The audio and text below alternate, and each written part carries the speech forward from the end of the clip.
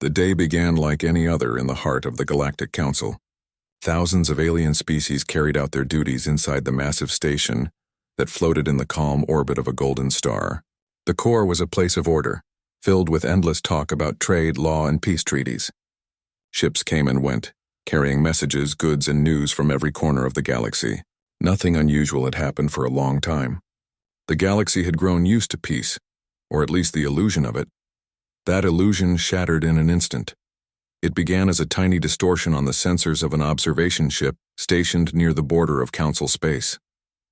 The crew thought it was a glitch at first, a flicker of gravity readings, a tremor in space that didn't match any pattern they knew. But then every monitoring station across a dozen sectors began reporting the same thing, a sudden pulse that twisted the fabric of reality itself. The wave spread faster than light, rippling through stars, shaking jump gates, and making even the oldest vessels shudder as if something massive was pushing against the universe. When the readings came in, nobody believed them. The object was not just big, it was colossal. Too massive for any known species to have built. Its energy signature dwarfed entire fleets. Its arrival point was even stranger. It appeared inside a restricted system near the Council's heart where hyperspace jumps were impossible. That was supposed to be a dead zone, protected by the strongest laws of physics, and yet something had arrived. Inside the Council chamber, the alarms echoed through marble-like halls made of shining blue crystal. Delegates from every known world stared at the massive display at the center of the room. The hologram showed a single dark shape emerging from hyperspace. It moved slowly, silently, and the closer it got, the larger it became. The counselors whispered among themselves, their voices trembling. "What is it?" one asked. "Not one of ours," another said. "Could it be a lost empire returning?" Someone else added. But no one had an answer. Across the galaxy, entire militaries began mobilizing. Fleets jumped into defensive positions. Civilian worlds went on alert. Panic began to spread faster than any official report could stop it. Every scanner aimed at the object gave the same strange result. Nonsense. The hull returned no data. The energy readings made no sense, as if the ship itself didn't follow the same physical rules as everything else. The machines said it was both there and not there at the same time. Some scanners even burned out trying to focus on it. Within hours, millions of people were watching live transmissions from drones orbiting the anomaly. The object had taken shape. It was clearly a ship, a battleship, but unlike any the galaxy had ever seen. It was long and black, built with angles that hurt the eyes to look at. No insignias, no windows, no visible weapons, just a silent, endless hull that seemed to drink in the light of the nearby star. And then it sent a signal. The sound was low at first, a single tone that echoed through every frequency. Then came words, translated automatically by the Council's systems into every language. It said only one thing. "This is the battleship Invictus. We are of Earth." The room went silent. The silence didn't come from confusion, it came from shock. The word Earth carried weight. To most species, it was a name buried in old records. To others, it was a legend told to scare children. Humanity, the first species to reach the stars, had disappeared generations ago. Some said they had destroyed themselves. Others believed they had gone beyond the galaxy. But now, one of their ships was here. The head of the Council, an ancient being with a voice like glass, stood and spoke softly. That planet was abandoned 200 years ago. No human has been seen since the Age of Withdrawal. No one answered. Old historians rushed to pull up archives, searching through forgotten data. They found records of wars where human fleets had stood against entire coalitions and won. They found evidence of ships that had vanished into deep space, never returning. They found transmissions where human leaders had said they would watch from afar until the galaxy learned peace. It had been a promise, or a warning. The idea that they might have come back after so long terrified everyone. The Invictus kept moving closer, slowly passing through sectors filled with Council patrols. No ship dared to approach it directly. A few scout vessels tried to get near, but their systems failed the moment they came within range. Some simply drifted, powerless, until rescue arrived. Others vanished completely, leaving only echoes of their signals in the void. For the first time in centuries, the Galactic Council declared a state of emergency. In the outer colonies, people gathered around their holoscreens to watch. In marketplaces, In schools and military bases, billions of eyes stared at the dark ship as it approached the core. Fear spread, but so did curiosity. Who were these humans now? What had they become? The Council's communication chambers worked day and night to send out peaceful messages. They tried every known frequency, every language, every code. None received a reply. The ship ignored them all, moving forward with the steady silence of something that didn't need to explain itself. Some species believed the humans had returned as conquerors. Others thought they came as judges. Some believed they were not even human anymore. Then a group of scientists found something chilling. The energy field around the Invictus wasn't just shielding, it was rewriting local space. It made gravity bend. It made light curve. It was as if the ship itself decided what the universe around it should be. When the scientists reported this to the Council, there was only disbelief. "No ship can do that," one of them said. But deep inside they all knew. Humans had always been the species that broke the rules others called impossible. By the third day, the Invictus had reached the edge of the Council's home system. Defense fleets surrounded it, thousands of warships forming a wall of firepower. Each one was ready to defend the core. The Council ordered the human ship to halt. It did not stop. Every sensor on every ship focused on the Invictus. The commanders waited for an attack, a signal, something. But instead, the battleship powered down its engines and came to a slow drift just beyond the planet, where the Council's great station orbited. No weapons were visible. No hostile moves were made, and yet, every being in the system felt the same thing. A deep sense of pressure, like the air itself was heavier. Like something ancient and powerful was watching them all. Inside the Council chamber, delegates argued in panic. Some wanted to open fire before it was too late. Others begged for calm. The arguments grew louder, overlapping into chaos. Then the lights dimmed. Every screen in the chamber flickered. A voice spoke through the air, clear and calm, in perfect universal translation. "We are not your enemy," it said, "but the galaxy has forgotten what it once promised." The chamber froze. The voice continued, "We will not attack. We will only remind you of what you chose to ignore." The transmission ended. The Invictus went silent again. For hours, no one moved. No one dared to speak. Across the galaxy, people whispered one word again and again: humans. The Council tried to regain control of the situation, but the truth was clear: something much bigger had begun. That day, the galaxy realized something it hadn't felt in a very long time. It wasn't just fear of death or destruction. It was the fear of being judged. The stories that followed would say that when Earth's battleship arrived, the galaxy trembled in horror. But the real reason they trembled wasn't just because of its power. It was because they all knew deep down that humanity had returned for a reason. And whatever that reason was, it would change everything forever. For days, the dark ship floated near the heart of the galaxy, silent and unmoving. Its presence alone was enough to make entire empires hold their breath. Every fleet stayed on alert. Every leader waited for the next message, and every news broadcast across the galaxy spoke of one thing: the return of the humans. The word spread faster than light. Some laughed and said it was a trick, some believed it was a myth come true, and others felt only fear. There hadn't been a confirmed human sighting for more than 200 years. For most of the galaxy, humanity was a story from the past. Heroes in old records, warriors who once stood for something, and then simply disappeared. Back in the age of discovery, humans had been different. They were smaller and weaker than most species, but they had something else, something impossible to measure. They learned fast, built faster, and fought harder. They had spread across space not because they were the strongest, but because they refused to stop. Then one day, they vanished.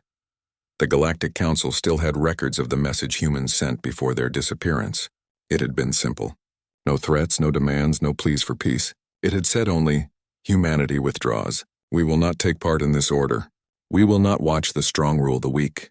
We will return when the stars are ready." At the time, few cared. Some thought humans had grown tired of the endless politics. Others believed they had destroyed themselves, as many young races do.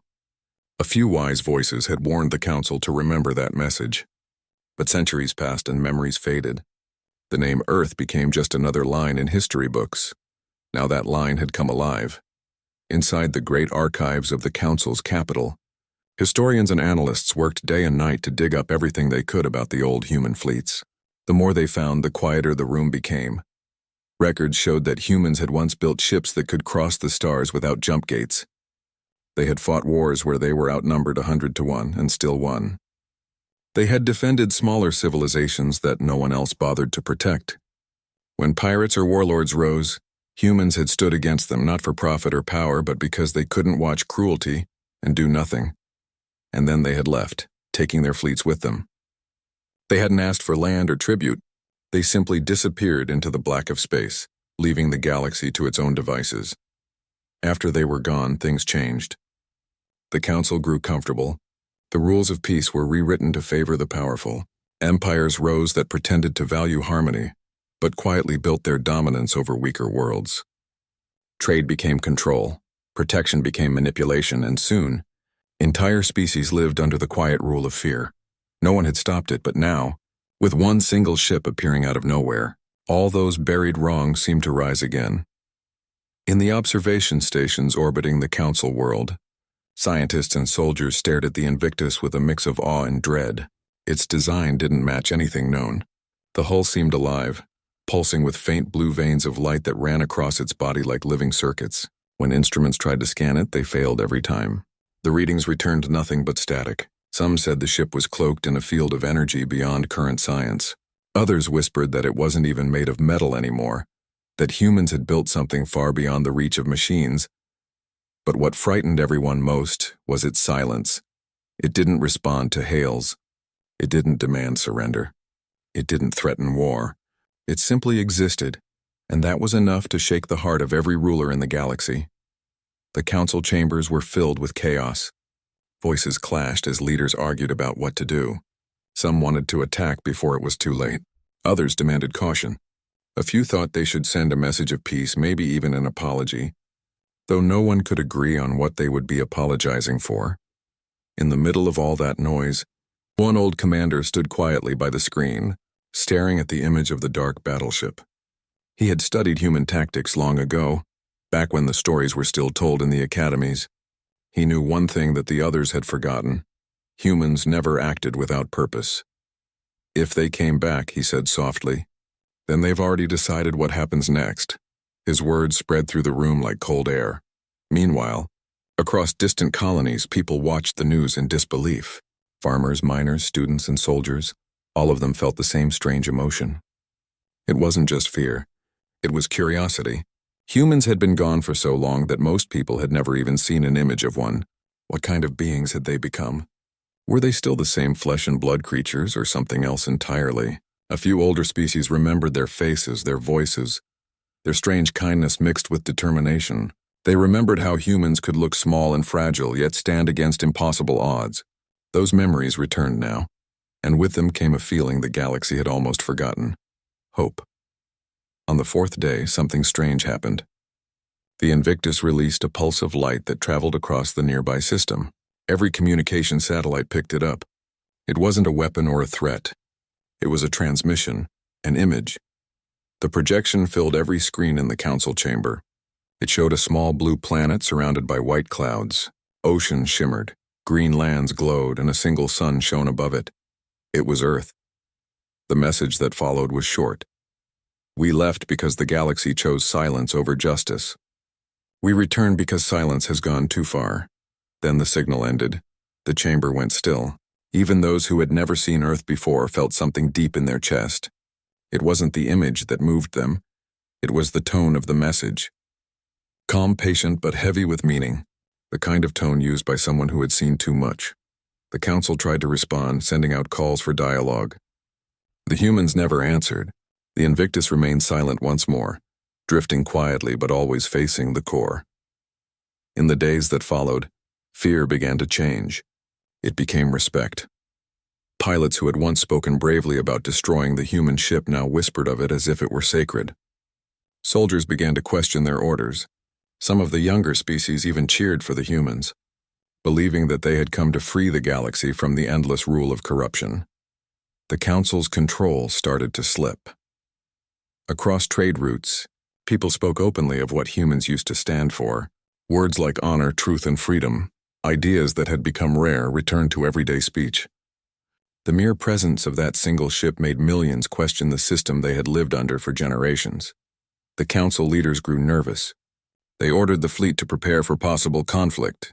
Thousands of ships surrounded the Invictus, their weapons armed but waiting for command. Still, the human ship made no move.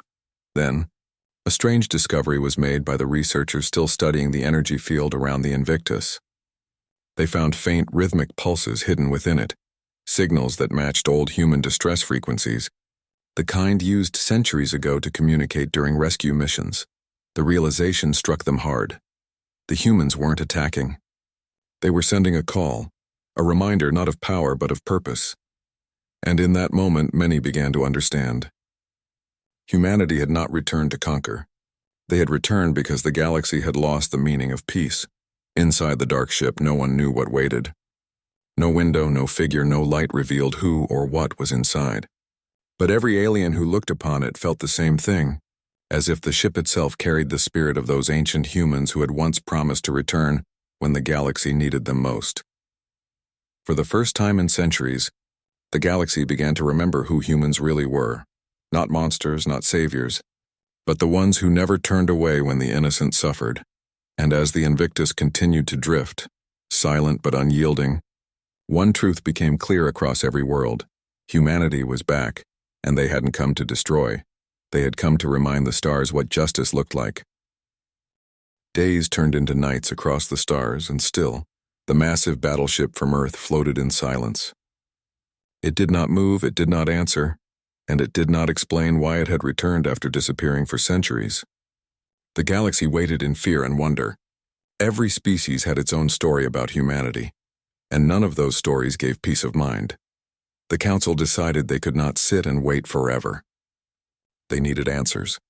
They needed to know what the humans had built and why, so they sent their best exploration fleet to investigate. These were not soldiers but skilled observers and scientists. Their task was simple: approach the ship, scan it, and report what they found. When the fleet arrived, they could see the Invictus shining faintly against the dark sky. Its black hull reflected nothing, almost blending with space itself. There were no lights, no markings, no signals of life.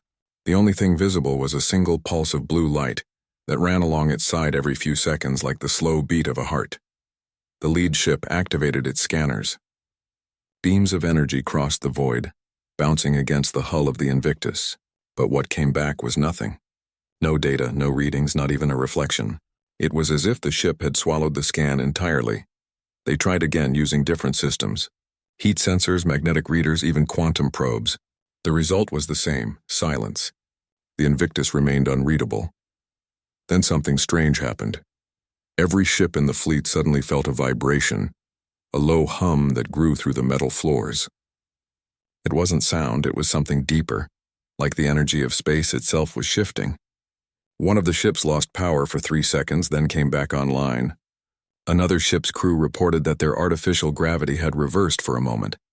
The scientists panicked and began to retreat, but before they could, a light spread from the surface of the human ship.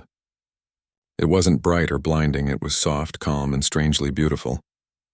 The light reached out like a wave, touching every vessel in the fleet. Then came the message. It was simple, short, and carried in every known language. The voice was calm, strong, and unmistakably human. "You have seen enough." That was all it said. The fleet turned back immediately. The commanders didn't even wait for orders from the council. They were terrified, not because of the words themselves, but because of the way they were spoken. There was no anger in that voice, no threat, just quiet authority. The kind that made everyone realize they were dealing with something far beyond their understanding. When the fleet returned, the council demanded a full report. The officers spoke with shaking voices. They explained how the scanners failed, how the ship seemed to rewrite physics itself, and how every attempt to analyze it had failed. One scientist described it best. "It's not a ship made of metal," he said. "It's like the Invictus decides what reality should be around it. It allows what it wants to exist and blocks what it doesn't." The council fell silent at those words. No one knew how to respond. That same day, 3 military fleets, each from different empires, decided to take matters into their own hands. They believed the council was too cautious. They wanted to test the strength of the human ship for themselves. They launched drones and stealth craft to get close. The first few disappeared completely. The rest returned damaged, some half-melted as if they had flown too close to a star. Still, the fleet commanders refused to give up. They believed if they could just find a weak point, they could force the humans to talk or destroy the ship if needed. The attack began quietly. 1,000 torpedoes, energy beams, and railgun rounds were fired at the Invictus all at once. The void filled with light. From far away, it looked like a storm of color swallowing the dark ship whole. When the smoke cleared, every sensor focused on the target. The Invictus was untouched. Not a single mark on its hull. Not even a burn. Instead, the energy that had hit the ship began to bend, pulling itself inward. The light folded and vanished, disappearing as if swallowed by the ship itself. The attackers stopped firing immediately. Their targeting systems crashed. Communication links failed. For a few seconds, every ship in the area went completely dark. When the lights came back, the Invictus was still there, silent, motionless, but now facing the attacking fleets directly. Then it spoke again. "Do not test us. We have no wish to harm, but the galaxy has forgotten the meaning of restraint, that was all." The fleets retreated. None dared to fire again. The council called an emergency session. Panic filled the chamber. Some demanded that they send everything they had against the humans before it was too late. Others shouted that attacking them was madness. No one could agree. But while they argued, the Invictus began to move. Slowly, gently, it turned toward the center of the galaxy, the core where the Council's main world was located. It didn't travel through hyperspace. It simply disappeared from one point and reappeared in another, as if teleporting across millions of kilometers. Every camera that tried to record the movement showed the same strange blur, a distortion that broke space itself. Across the galaxy, fear became chaos. Civilizations sent warnings to their colonies. Spaceports shut down. Merchant ships stopped traveling. People stayed inside their homes, afraid to look at the stars. And still, the Invictus came closer. Inside the Council, researchers discovered an old transmission buried deep in their archives. It was from the last days before humanity disappeared centuries ago.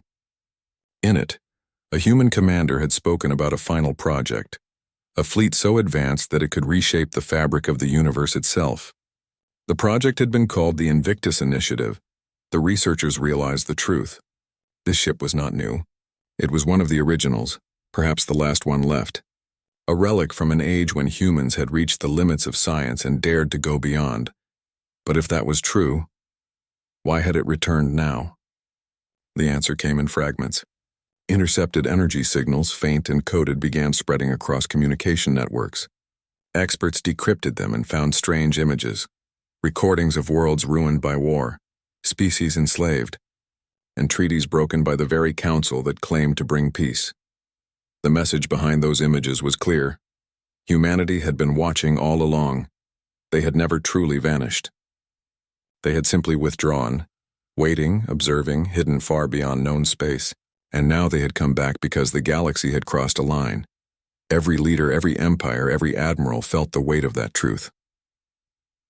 That night, the sky above the council world filled with light. The Invictus entered orbit silent as ever. It did not fire. It did not threaten. It simply hovered above the planet, casting a shadow that reached across continents. People gathered in the streets, staring up at the dark shape. Some prayed. Some cried. Some stood frozen in awe. None of them could believe that humans, those fragile beings from an old blue planet, had built something so powerful that it could bring the entire galaxy to a halt without a single shot fired. From space, the ship's engines glowed softly, and for the first time, a new transmission began to spread across every world. It carried a single line that appeared on every screen, every communicator, every satellite. "We have come to finish what we began." No one understood what that meant. Some thought it was a declaration of war. Others believed it meant justice. But one thing was certain. The galaxy had never felt smaller, and humanity had never felt greater. The Invictus did not move again that night. It hung in the sky like a quiet storm, waiting, and the galaxy waited with it, trembling not just in fear of destruction, but in fear of judgment. For the first time in recorded history, The council realized that power did not always come from numbers or size. It came from conviction. And humanity had returned with more than ships or weapons. They had returned with purpose. The question now was not whether the galaxy could stop them. It was whether the galaxy could survive what? The council chambers had never been so tense. The air inside felt heavy, thick with fear and confusion. Thousands of representatives filled the vast circular hall, each from a different world, each speaking a different language, but all sharing the same look in their eyes: worry. The human battleship still hovered above the council's world, silent and unmoving, a dark shadow that covered half the sky. No one dared to breathe too loudly as the meeting began. The head of the council struck the floor with his staff, signaling silence, but it wasn't needed. The room was already frozen. Everyone's gaze was on the massive screen in the center, where the image of the Invictus hung like a ghost among the stars. "Has it made any new movement?" one delegate asked quietly. "No," another answered. "It just sits there, watching." That word, watching, sent chills through the room. It felt like the ship could hear every word they spoke. Reports from across the galaxy poured in every minute. Civilizations were in panic. Trade routes had shut down. Colonies had gone silent, fearing that the human ship might appear above them next. Military fleets were refusing to engage, waiting for direct orders. No one wanted to be the one who started a war with Earth. For the first time in centuries, the galaxy was united by the same emotion: fear. The council leader, an elder being whose kind had lived through countless wars, spoke with a slow, tired voice. "We cannot allow panic to spread. We must speak with them. Someone has to talk to the humans," but even that idea caused more chaos. "Talk to them? They destroyed 3 fleets without firing a single shot," shouted one representative. "They didn't destroy them," another corrected. "They just disabled them." Every ship was left intact. "Exactly," someone else yelled. "That means they could have destroyed them if they wanted." "They're warning us." The arguments grew louder. Some demanded a peaceful meeting. Others insisted on preparing for full-scale defense. The noise grew until it became nothing but shouting. The fear of one silent ship had turned the most powerful assembly in the galaxy into chaos. Outside the chamber, crowds gathered in the streets of the council world. People stared up at the night sky where the Invictus glowed faintly. From the ground it looked like a second moon, calm but cold. Children asked their parents what it was. Some were told it was an angel. Others were told it was a warning from the old ones. In private rooms, leaders whispered among themselves. "Why have they come back now? What do they want from us?" No one had an answer. But deep down, every one of them knew that humans didn't act without reason. The old stories said humans had always believed in justice. But justice in human hands was never soft. It was sharp, and it was final. The council decided to send a message again.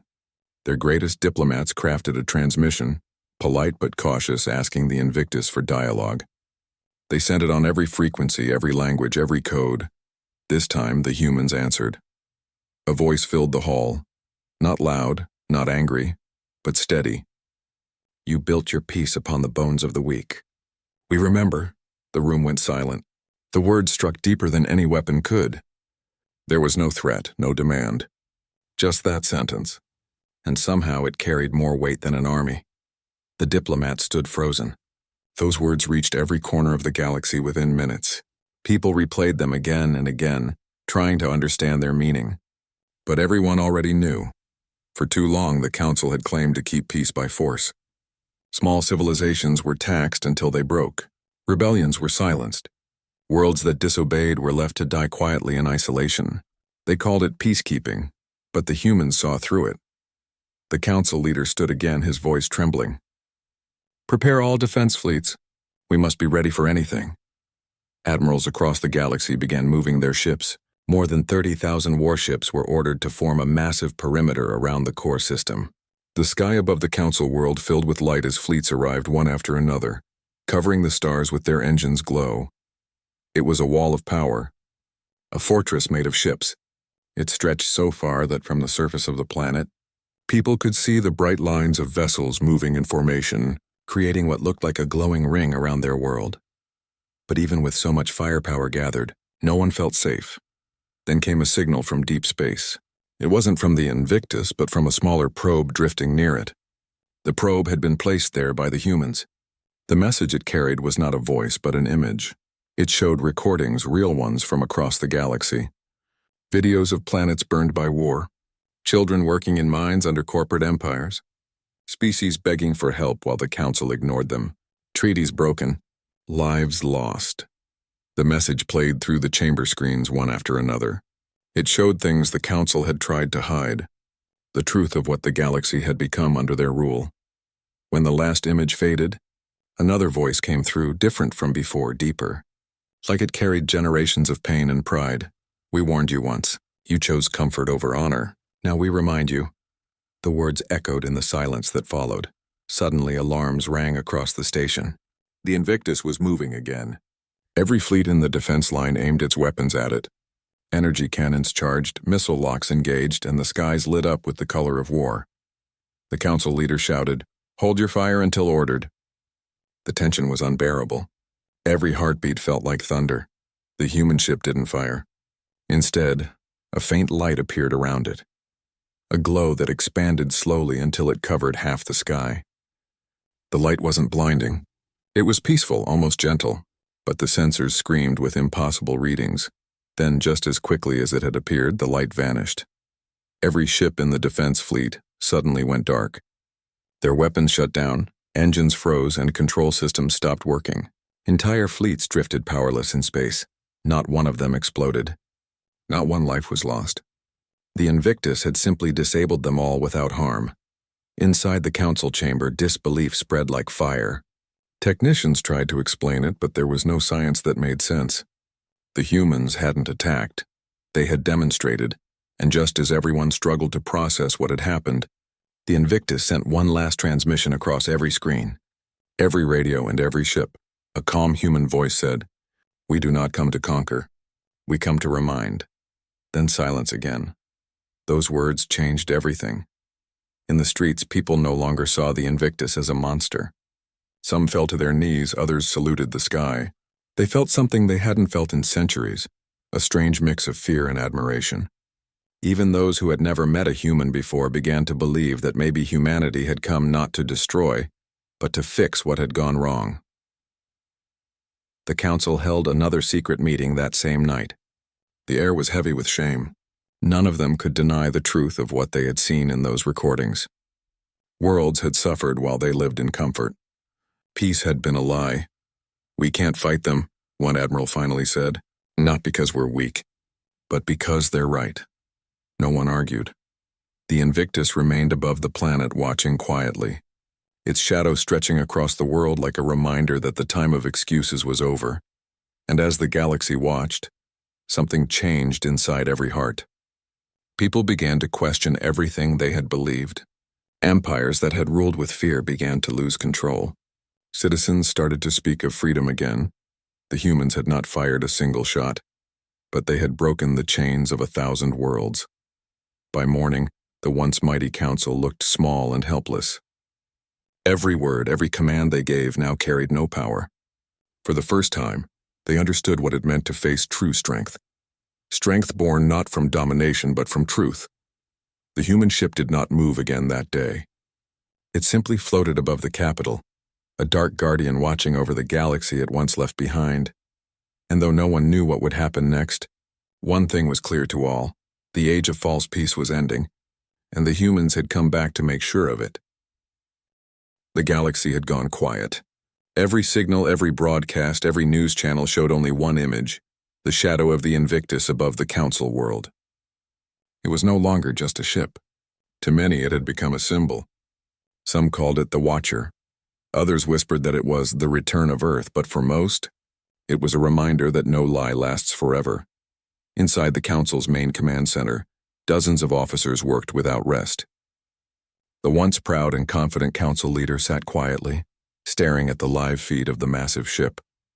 He could hardly believe what he had witnessed. In only one move, the humans had shut down every fleet without hurting anyone. They had taken control of a galaxy's worth of weapons as if they were toys. No blood was shed, no battles fought, yet the message was louder than any explosion. The Council leader finally spoke. His voice was tired. "All these years, we thought power was about control, but they showed us power can be quiet. A young officer looked up from his station. "Sir, messages are coming from across the galaxy. Entire colonies are refusing orders. They say they won't follow council rule anymore." The leader didn't respond at first. He just closed his eyes. He had feared this moment. "How many?" he asked softly. "Hundreds, maybe more," the officer replied. "Even some of our own admirals are refusing to move their fleets, they say. They say they want to speak to the humans directly." The leader exhaled slowly. "It begins then." For years, the council had built its power through fear and promises of safety. But when the Invictus arrived, that illusion cracked like glass. Now people saw the truth. They saw that Earth's silence had never meant weakness, it had meant patience. And when that patience ended, the whole galaxy felt the weight of it. Across distant worlds, people began to rise. Some stopped mining the rare minerals that funded the Council's fleets. Others took down the flags of the core worlds that had ruled them for centuries. Cities once forced into obedience began to celebrate openly. The stories of human return spread like fire, fast, uncontrollable, and unstoppable. Meanwhile, in the command center, tension kept growing. Reports kept flooding in. Fleet Delta, non-responsive. Fleet Sigma, shut down by unknown interference. Civilian channels praising Earth's return. It was chaos, but not violent chaos. It was the kind that came when people suddenly realized they didn't have to be afraid anymore. The Invictus still didn't move. It simply floated in the void, its surface calm, lights dim, as if watching everything unfold. But deep inside the ship, humans were watching too. They saw how the council scrambled, how people began to speak freely, how empires started to tremble under their own guilt. The crew of the Invictus said little, but each of them knew their mission wasn't about revenge. It was about balance. Humanity had come back not to destroy, but to remind the galaxy what justice really meant. In the lower decks of the ship, engineers monitored the power systems. The reactors hummed softly like a heartbeat. One of the officers leaned back in his seat and said quietly, "It's strange. We trained for war, but we didn't need it. Just truth." Another replied, "Sometimes truth is louder than any weapon." Back on the council world, panic and shame mixed in the streets. For the first time, citizens realized that the humans they had been taught to fear might actually be the only ones who stood for something real. An old scholar, who had lived through the early wars, spoke on the public broadcast. His voice trembled, but his words carried across the galaxy. "We called them dangerous. We called them primitive. But they showed us a mirror. We built peace on silence, not justice. And now that silence has ended." The council tried to stop the broadcast, but it was too late. Millions had already seen it. The message spread faster than light. Entire systems began to declare independence. Old alliances broke. The galaxy was changing and no one could stop it. Still, not everyone was ready to accept it. A group of high-ranking admirals gathered secretly in orbit around the council world. They refused to surrender control. They believed they could restore the old order by force. They gathered their ships, hundreds of them, fully armed, ready to fire on the Invictus. Inside their war room, one of them said coldly, "They think they can shame us into peace. But they forget who built this galaxy. We did. If the humans want to test us, let them come." Their words were confident, but their eyes were not. Deep down, even they knew this was madness. But pride is a powerful thing. They sent their fleets forward, engines burning bright, weapons charged. The galaxy watched in disbelief. Would they really attack the humans? As the fleets closed in, the Invictus finally moved. Slowly, like a giant waking from sleep, the ship turned toward them. Its surface reflected the stars, and for a moment it looked like a piece of night itself. No voice came this time. No warning. Just silence. The admirals shouted commands. "Fire all weapons!" Thousands of energy blasts cut through the darkness, glowing like shooting stars. They hit the Invictus, then vanished. Every beam, every missile, every strike was absorbed by a faint shimmer of light. The ship didn't even shake. Inside the human vessel, calm voices spoke. "Shield stable. No counteraction required." But the admirals didn't stop. They fired again and again, hoping to find a weakness. None appeared. Then something unexpected happened. The Invictus released a single pulse of light. It wasn't an attack. It wasn't destructive. But as it spread through space, every ship that had fired suddenly powered down, again. Their weapons froze. Their engines stopped. And one by one, the ships went dark, floating silently. The admirals' voices turned to panic. What happened? Systems offline. Reboot, reboot. But there was no reboot. The Invictus sent a transmission. The same calm human voice spoke once more. Enough. The word echoed through every system. Then the voice continued, we have no wish to destroy, but we will not allow deceit to rule anymore. You built your empire on fear. Now let fear end. After that, the communication cut off. The fleets drifted in silence, powerless and defeated, not by force, but by truth. When news of the failed attack reached the council, even the strongest leaders broke down. They finally saw what the humans had done, not only disabling ships, but disabling lies. No one could fight them anymore, because there was nothing left to fight for.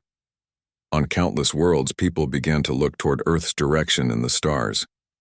They didn't see a threat anymore. They saw hope. The galaxy had been lost in its own corruption, and now, the humans had come back to light the path again. Back inside the Invictus, the human commander stood before the viewing window, watching the quiet fleets drift. He didn't smile. There was no pride in what they had done, only duty. He turned to his officers. Prepare the next phase, he said quietly. We didn't come just to show strength. We came to rebuild what they broke. Outside, the ship's engines glowed softly again. It began to move away from the council world, heading toward the outer colonies, the forgotten ones, the broken worlds left behind by greed and neglect. The humans had a new mission now, to restore the galaxy one world at a time. And as it moved, every eye in the galaxy followed its path. People no longer trembled in fear. They watched in silence, in awe. The Invictus was not the end of their story. It was the beginning of something new. A new order was forming. Not one ruled by fear or false peace, but by respect, fairness, and truth. The humans hadn't needed to fire a single weapon to win. They had only needed to remind everyone what real power meant, the power to do what is right, even when the whole galaxy forgets. As the Invictus disappeared into the stars, its light faded slowly, leaving behind a sky filled with hope and uncertainty. And on that night, every species across the stars felt the same thought. Humanity has returned. The galaxy will never be the same again. The stars were calm again. The great shadow of the Invictus drifted quietly between them, its engines glowing like a distant sunrise. The storm of fear that once gripped the galaxy had faded, replaced by something new: curiosity, respect, and hope. Everywhere the ship had gone, silence followed. Not the silence of fear, but of reflection. Worlds that once hid under the Council's control now began to speak freely. People gathered in open plazas, sharing stories about what had happened, about the ship that had faced the strongest fleets and never fired a single shot. On one mining world, workers who had been trapped for years stepped out of their tunnels and looked at the sky. They could still see a faint glimmer of the Invictus passing far above, moving toward another system. For the first time in their lives, they smiled without fear. In another colony, teachers told children the story of Earth, how humans had left the galaxy centuries ago after endless wars, promising to return only when the stars forgot what honor meant. Now that promise had been kept. The humans aboard the Invictus were silent too. They had seen what the galaxy had become, and none of them took joy in it. The command deck was calm, lights dim, the view of stars stretching endlessly beyond the glass. The commander stood before the crew and said quietly, "We are not here to rule. We are here to heal." The ship's path was not random. Every movement had a purpose. The Invictus was visiting the forgotten corners of the galaxy, the burned worlds, the empty colonies, the places no one remembered anymore. Each time it arrived, it broadcast one short message: "You are not alone." And then, something extraordinary began to happen. Ships from different civilizations, some that had been enemies for generations, started to follow behind the Invictus, not in fear, but in unity. At first it was only a few, then dozens, then hundreds. They didn't ask for orders. They simply wanted to be part of something greater, something true. The humans didn't push them away. Instead, they opened channels and shared knowledge.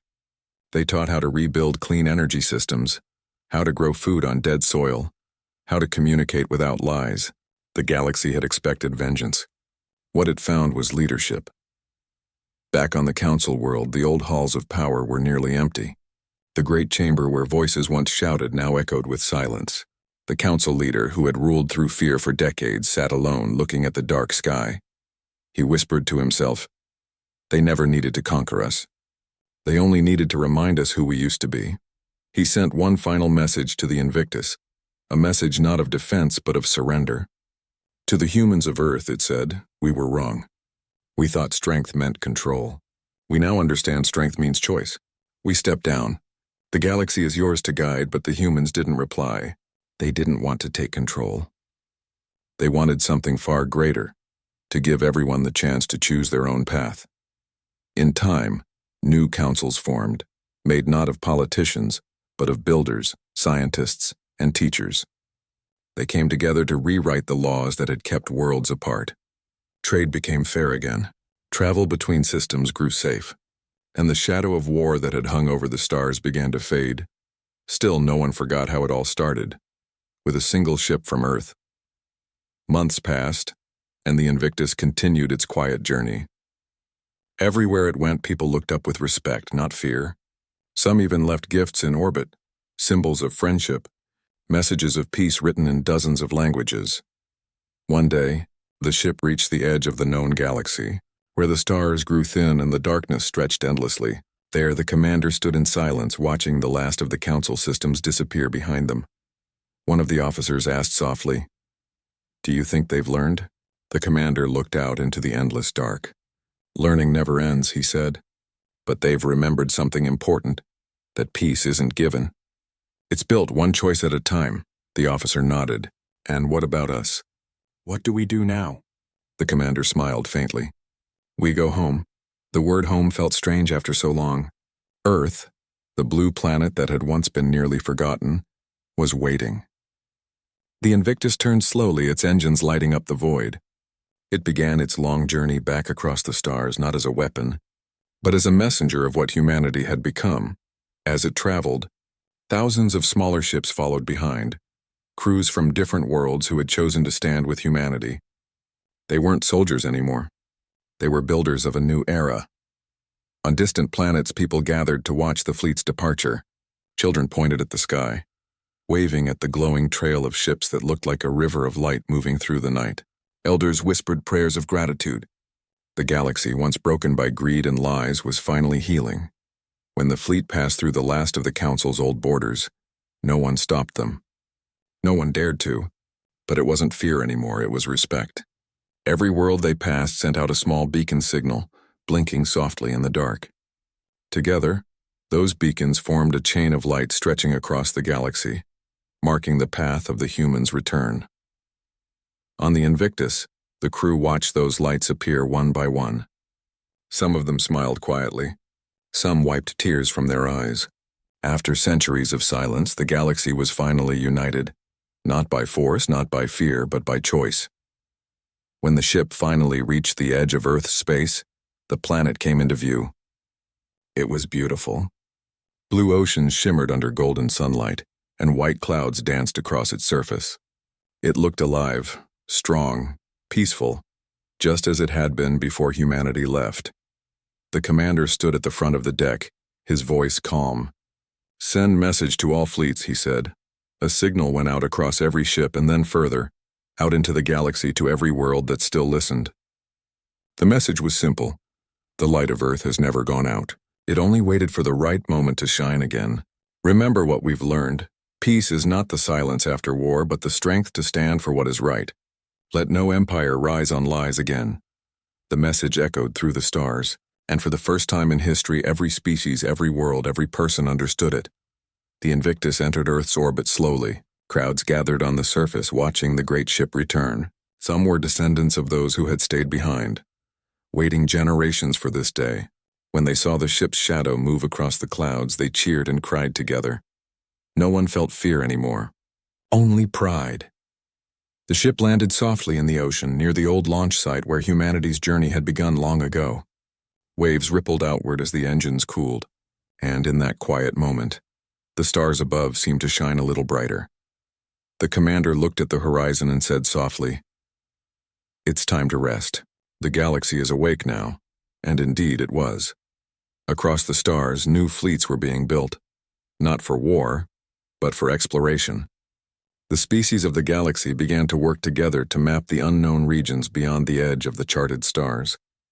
For the first time in millennia, curiosity replaced fear, hope replaced greed, and the name Earth once again meant something powerful. It didn't mean danger or dominance. It meant courage. It meant unity.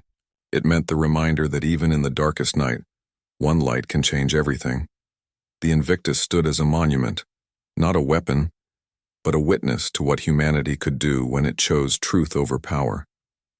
Generations later, people would still tell the story. They would look up at the stars and say, "When Earth's battleship arrived, the galaxy trembled in horror. But when it left, the galaxy stood together in peace. And in that final balance, the humans had found their victory. Not through destruction, not through conquest, but through awakening." The galaxy would never forget the lesson that one ship, one voice, and one act of truth could teach, because sometimes the greatest power is not in the fire that destroys, but in the light that heals. And that light, as everyone now knew, had a name: Earth.